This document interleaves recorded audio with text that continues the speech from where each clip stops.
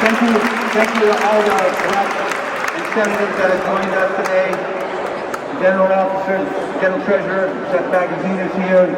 I'll wait for Nicole to hand me that list.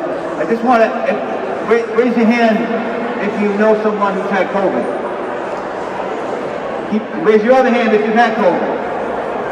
The tremendous cumulative stress on the system that provides everything from primary care at the health centers to OBGYN care at women and infants to psych and mental health care at Butler has been under tremendous stress. It's caused financial stress. It's caused physical stress. It's really had a huge impact on people's ability to deliver care. I want to ask Ian to step up. He's a member at Butler. He has a really compelling story to tell, and I want to thank him for sharing it, and thank you all for being here. Thanks. My name's LaCombe. I'm a registered nurse at Butler Hospital, and I've worked there for about 20 years. My primary job at this point is to sort of triage people and to sort of assess their needs as they come through. And I'm here to kind of speak about, my own story, to give you a better idea as far as what we do on the front lines. About 3 years ago, my son, who was 23, suffered an overdose. And I was called to the emergency room, and I was told, your son is pretty much on his last days, and he's not going to make it, or his last minutes at that time. And I went through with this. He had a lot of health issues at the moment. They told me he's never going to wake up. He was in a coma. And, we stuck to it. He woke up. The issue that my son had was counterfeit drugs that had been laced with fentanyl. And as a nurse, it's one of the things I'm seeing on the front line day in, day out is the second crisis that we're having in the state, which on top of COVID is also overdoses.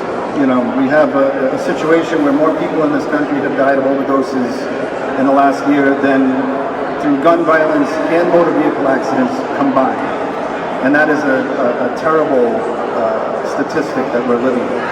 So anyway, as a nurse, my job is to triage people, many people coming in with substance abuse issues. I can tell you that about a year ago, people came in with something like, maybe they were doing oxycodone, maybe they were doing Percocets. Almost all of them today are fentanyl users. And that's sort of the issue that we're seeing from the streets up into our hospital. With that component of behavioral health, the demand for our services have gone up dramatically. In the ER where I work, I see people that are coming in. We don't even get them into a triage for hours because we're so backed up. People some days they have to wait in their cars before we can get them into the emergency room. This is something where we need to make investments. We need to step up. We need to push forward with bringing money in. At the same time that we're seeing this increased demand, our staffing levels are down. We're not able to maintain staff. Staff are leaving for better paying jobs in other places. So that's another place where we need to make investment as far as the acute care system goes. I won't spend too much more of your time here. What I can tell you is that our system is very taxed right now. As Mr. DePalma said, making the investment and making sure we have the staff to do the job that's needed is going to be imperative to moving forward and breaking this out of the crises that we're facing.